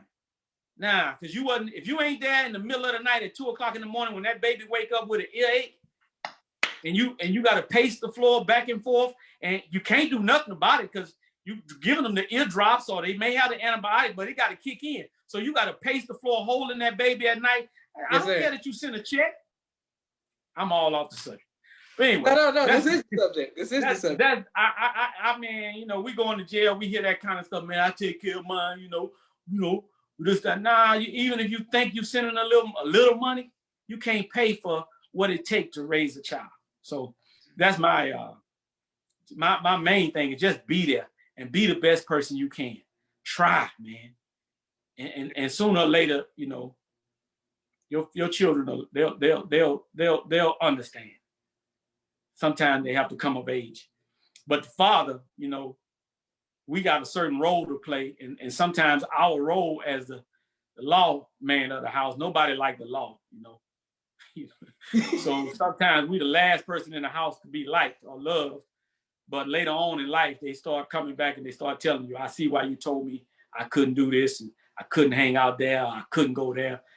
Then they start to appreciate it. But, you know, when you're administering the law, nobody necessarily like you or the law, but you still got to do your job. Yes, sir. Wonderful. Well, thank you, Brother Isaiah. And Brother Josh, I ain't beating up on people that single parent. I don't want to, people. Man, you trying to say this, that. Now, I'm not saying that. That's not what I'm saying. Yes, sir. But I am telling you the truth. I'm telling you that your little money that you seeing, it can't be the father of you being there. That's yes, my sir. point. Yes, sir. Yes, sir. You know what I'm saying? So when you decide you're going to make a baby with that woman because you made a permanent decision again based on some temporary feelings, then just follow up with it and be there as much as you can. And the best way to be there is to get married and, as Al Green said, let's stay together. Stay together. Yes, sir. That's right. Okay, right. Brother, I have 2 questions for you before you go, please. Man, go. I'm ready. Yes, sir. I'm ready. Will you, are you in the ministry or will you ever go into the ministry? No. I'm not in the ministry. When we were going to the jail, we would go to the jail and we would teach what we call self-improvement. Yes, sir. See, when I go in there, because they got an issue with the teaching of the Honorable Elijah Muhammad in the jail in Texas. Yes, sir. So to speak, right? But when we went as there was a brother who had a nonprofit called OG1, and he had done 19 years in prison, and I just started going with him just to see how it was. But then one day he didn't show up. And the brother that would bring us in the jail, he said, I hope you know Brother Reginald ain't gonna be here today. Did he call you? I said, nah. He said, it's just you. So you ready? This is how much time I had, literally. He said, yes, you ready? I said, ready for what? He said, man, it's just you. He said, all right, you ready? And then he looked at the brothers that was sitting out there because they was already assembled. And he said, okay, this is Brother Isaiah from OG1, Brother Isaiah. That was my introduction. So from that point on, we started getting involved in the prison program under his nonprofit. And then he just stopped coming all together. But we started going into the county. We were going into the state jail. We would go to the county jail at least twice a week. I'm sorry, 2 days a week, sometimes twice a day. I would go that morning and I would come back in the evening. Then that was on Tuesday and Thursday. And then that was the state jail. I'm sorry, that was the state jail. And then we would go to the county jail on Monday and Wednesday in the morning and then come back that afternoon sometime. So we, in a week time, we may go in would do 8 different sessions. And we would go in they would let us in under the chaplain area, under OG1, but what we called it was self-improvement. Yes, sir. Yes, sir. Now we was going in with straight ties on, yes, with a suit, and they would let us into the tank where the brothers were. And we would do maybe one floor, then we go for about an hour or so, then we go down to another floor and we do that floor. And then come back that evening and go on another floor and then hit another floor. And but we would go in, and this is the point I was trying to get to. We would go in the tank and we would tell them that in about 20 minutes or 15 minutes or so, they're gonna make an announcement for OG1, self-improvement. And Sister Captain's husband, Brother Jeffrey, would normally do the announcement in the tank. All of us would be there, but he would do this announcement for us. He said, now when they make that announcement for OG1, that's us down there. We're gonna be in the chaplain, in the chaplain area, and we're gonna cover all kinds of topics in regards to self-improvement. So we're gonna talk about finance. We're gonna talk about male-female relationships. We're gonna talk about how to eat to live. We're gonna talk about, we covered all these different subjects, and we was really just coming out of the study guide without ever saying Nation of Islam. Yes, sir. So yes, we would sir. have an audience, Allah is my witness, brother. We would have an audience with blacks, whites, Latinos, some gang members, some not, old, young, all kinds of people out there. And when we finish, there would be, I'm talking about, It was this one white dude, every time he want to hug us after we finished. He was, a lot of my witness, he was standing in line, because, you know, after we finished, people want to come up to you now and start asking you these personal questions. Yes, sir. Yes, sir. And I didn't want to say nothing, but what do you think about, you know, blah, blah, blah. And Yes, this sir. dude would wait in line till everybody finished answering their question so he could come up and literally he wanted to hug us. So one day I asked my man, well, man, what you in here for? Murder. Yeah. That's what he was in there for, murder. Yes, you sir. know, but hey, it didn't matter. We delivered the truth. Praise be to Allah. So no, I'm never gonna go under, I ain't gonna say never. The title of minister, I thought, because we would always introduce ourselves, we just brothers, man.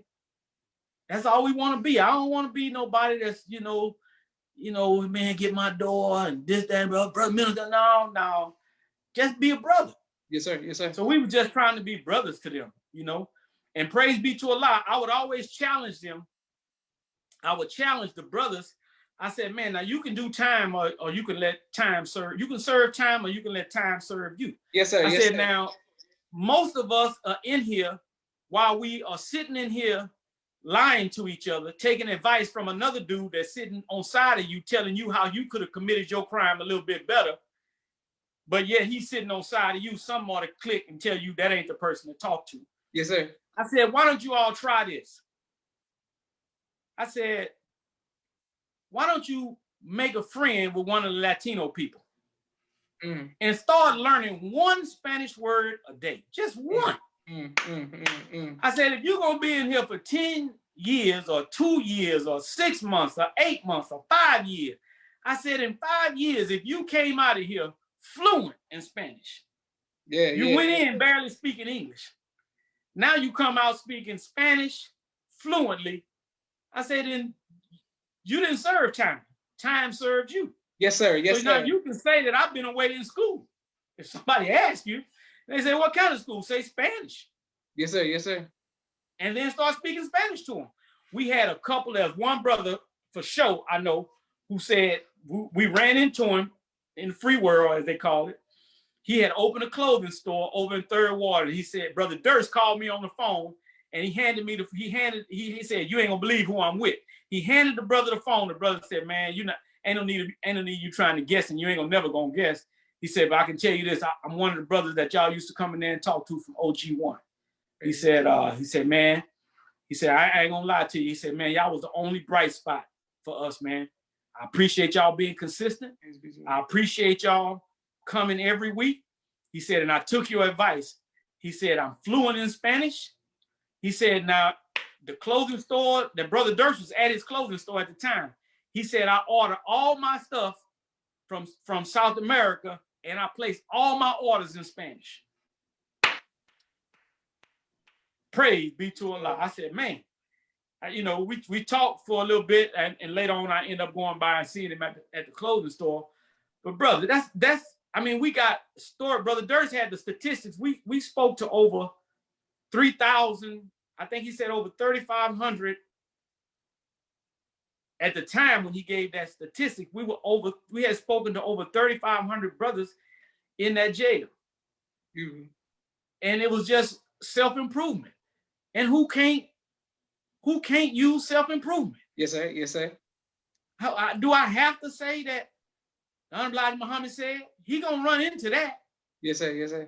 You know what I'm saying? And sometimes I ain't gonna lie, sometimes they would say, after we finish, they would say, man, I got a question for y'all. What religion are y'all? You know, and we would always just respond, what difference do it make? Yes, sir. Yes, sir. After all that we just told you, you trying to find a way now to get out of what we told you to help you. Because at the end of the day, we would always say, think about this. Because Brother Akili was with us sometime, Dr. Akili. Yes, sir. I say, now, your doctor won't even see you unless you pay him. I say, here's a doctor that got up, dressed up, spent money, put money in his gas tank to come and see you, where he could have been out making money. And all the rest of these brothers dressed up. I say, no, now I want you to think about this. Some of y'all don't even have people who come see you at all. Your own relatives won't come see you. Yes, sir. Yes, sir. I said, now we come down here to see you. Why would we come down here just to lie to you? think about that. I ain't got nothing to do, so let me put on a suit and go downtown and dress up to go lie to these brothers. Yes, sir. Yes, I said, sir. after I finish, I can't even pass the hat and get no money out you. There's nothing you can do to help me. Yes, sir. So that should show you the mindset that we came here just to help you. Yes, sir. So don't look for reasons to separate. Let's look for reasons to unite. And we would always man, it was a lot of people that we had and they would come out to the mosque, many of them after they got out because they knew who we were. And look, I'm gonna close on this on this point right here. Yes, sir. There was a brother that his name was Brother Reginald, who was the one who had served 19 years in the penitentiary. He was working for one of the state representatives. And one day the state representative came in with us, right? And we used to do a program over in this apartment complex where we would what we would do is we would ask the believers and their families and just anybody really for shoes that their children could no longer fit. You know, when your children's feet about that big, they got real hard stride rights. They outgrow them so fast, and sometimes we hang them around our rearview mirror. We would ask them for just any shoes that your children could no longer fit. And we would go and do a program in this apartment complex that's, low income apartment complex. And every Thursday, and we would spread the table out with the shoes and some few clothes, sometimes mostly just shoes.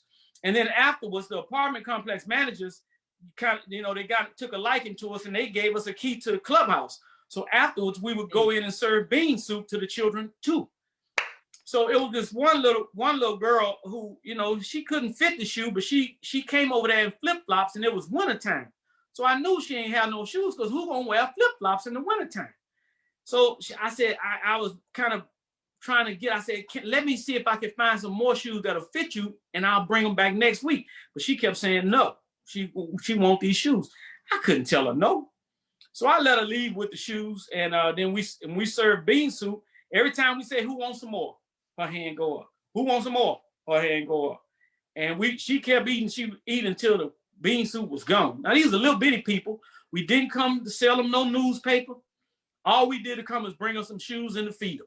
And then the brothers that was over there shooting dice, the grown folks, we go over there and leave them a paper, tell them what we was there for. Say, man, this is what we here for. We just want to serve the children. Y'all know who we are. We're with the Nation of Islam. If there's anything we can do to help y'all, let us know, blah, blah, blah, blah, blah. One day we in the jail and the state representative is in there. And the state representative was, he came in with us under that OG1 program, the nonprofit. And he asked the brothers, he said, man, y'all tell me, what can I do? This is a black man. He said, what can I do to help y'all? Tell me, what can I do to help y'all to stop y'all from coming like a revolving door or to cut down on the recidivism rate? And one brother raised his hand. He said, man, I'm going to just tell you like this here, man. Some of us, man, we just in here, man. This is all we know, man. He said, but I'm going to keep it real with you, man. He said, it was some brothers that used to come over to my apartment complex, man. He said, it ain't really about us, man. They used to feed the little ones, man, the young ones, man. And they give them shoes and stuff. Now, me and Brother Durst, we looking at each other like, that was us, but he didn't know us by face, but they knew us by bow ties. That's all they knew. That it was the brothers in the bow ties that was doing it. They didn't know our names. And he said, man, that's who you really ought to be trying to work with, So my point is saying that, the Bible said one man sow where another man reap. So we are duty bound to just get out and not necessarily be like, trying to market and do it because I want you to come to the mosque or I want you to wear a bow tie. I'm going to help you because you in need. I'm only giving you these shoes because you need some shoes. You see what I'm saying? And if Allah see fit, it'll be some other brother one day that'll say, man, you know what? It was a brother one time. He helped me, man. I don't know his name. Just like I said, it was a brother named Rashid. He was my sweet mate. Yes, sir. He took a lot of crap off of me. But he wasn't the one that invited me out to the mosque. Somebody else did that. You see? But he was the one that I reflected upon of just being a good brother. Yes, sir. So I'm gonna close that story on that. And amazing. I'm sorry for being long. Oh no, sir. Man, that's beautiful because we need more positive stories like that right now, especially during the pandemic. Everybody needs some upliftment. Yes, sir. What do you want your legacy to be, Brother Isaiah? Oh, brother, I don't talk like that. Man, I don't know, man. I just want to be, you know, along the same line that I was just talking about. You know, sometimes people accuse me of being mean and stuff, and sometimes maybe I am, you know. But when I'm trying to do my job, you know,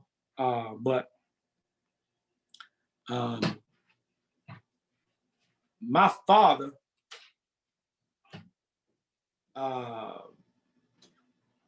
he didn't have a lot of opportunity because of the time, you know.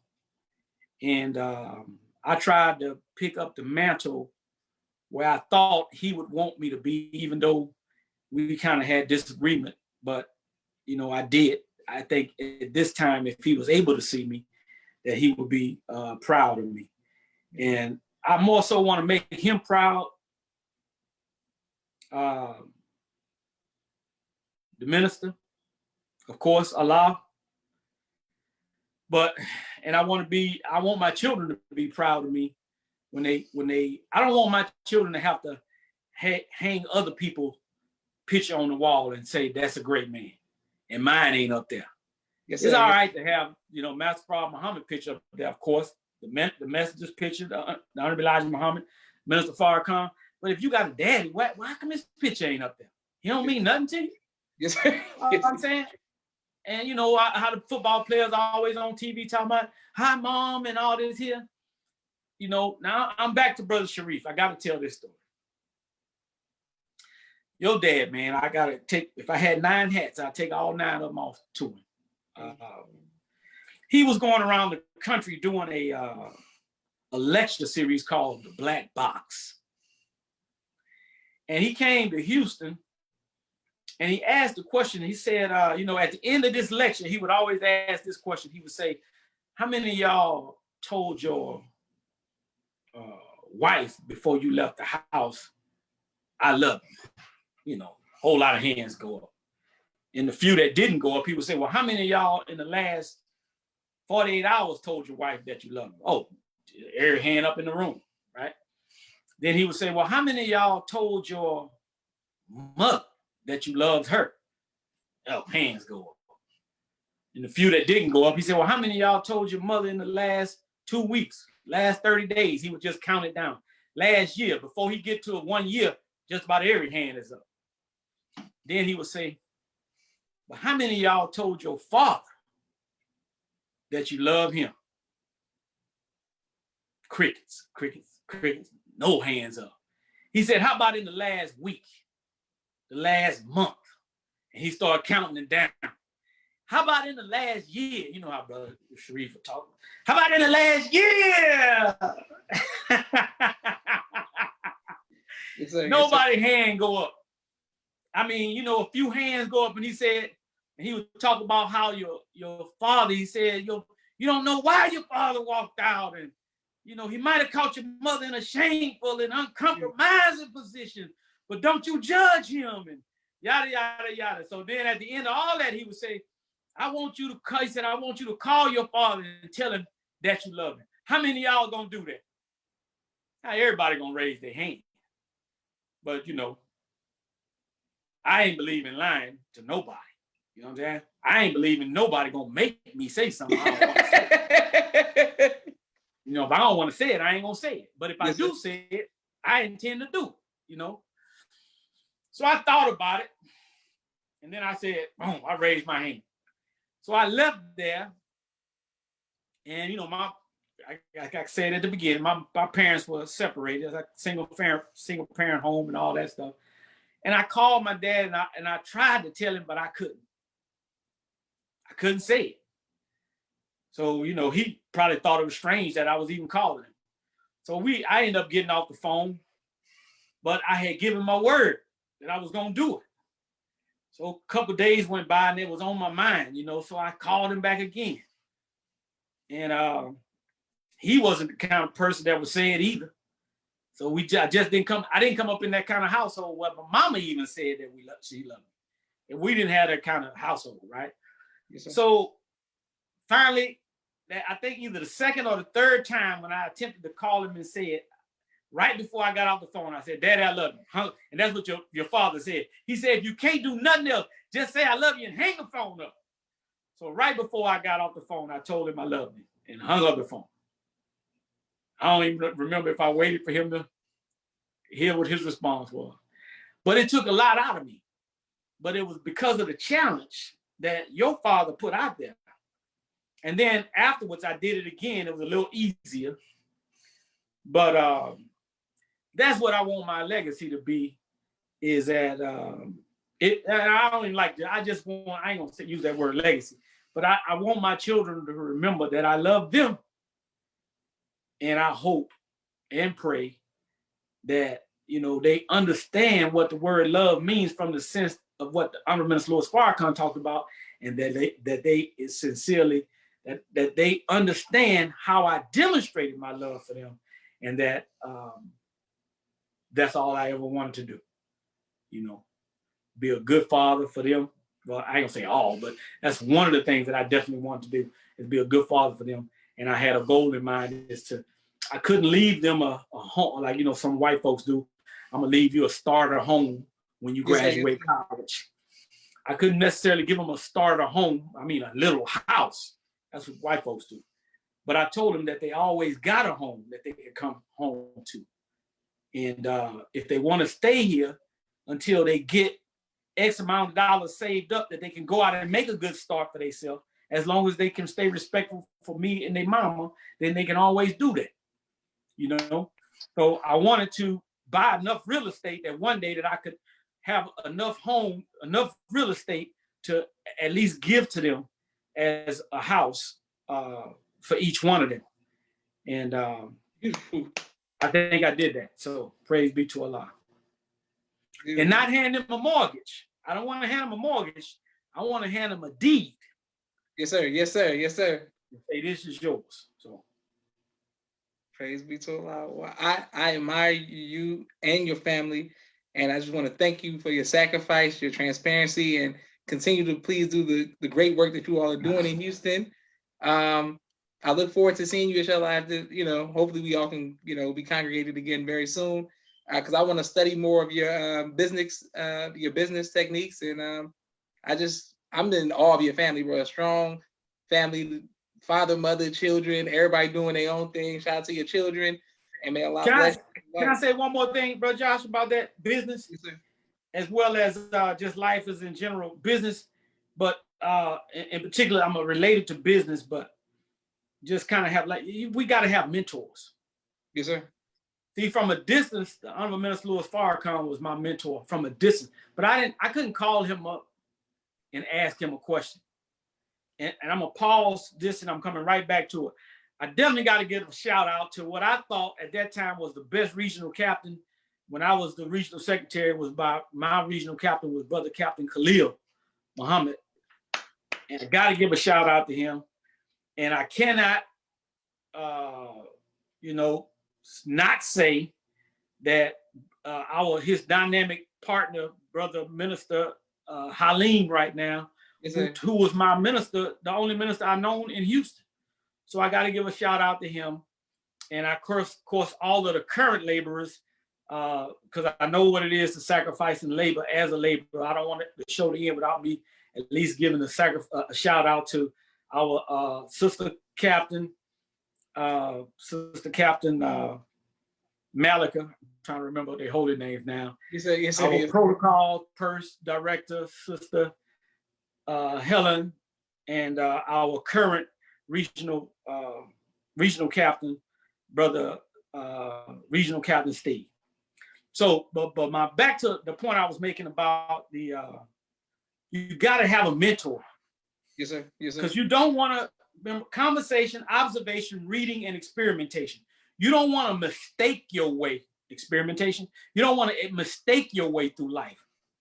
The only way you learn a lesson is by bumping your head. That's because you don't live through all experiments. Some experiments will kill you. Yes, sir. Or injure you for life. So you can save time by just having a mentor in life and in business. But be careful about who you allow you to mentor. Don't take advice from the dude at the barbershop. Yes, sir. Yes, sir. You know what I'm saying? Because he's a barber. If you want to be a barber, then take advice from him. Because then you go to the barbershop, now they're gonna tell you how to win president. If you want to be president, they can tell you how to win the presidency at the barbershop. Yes, sir. Yes, sir. Yes, sir. They tell you how everything at the barbershop. But find somebody who done what you're trying to do, and ideally are still currently doing it. And then you can get on their coattail and you can ride their wave. And you don't have to be like, as I used to tell my children, as long as I'm alive, then use my brain. Yes, sir. Use my brain. I don't want no credit for it. You can tell your friends that you came up with the idea. But use my brain, because there's going to be a time that I ain't on the planet no more. But as long as I'm here, I'm like a good pulling guard. I'm blocking and knocking everything down that's in your way. But you're going to get to the end zone, and the people they're not going to cheer for me for blocking for you. They're going to cheer for you. I want to see you in the end zone.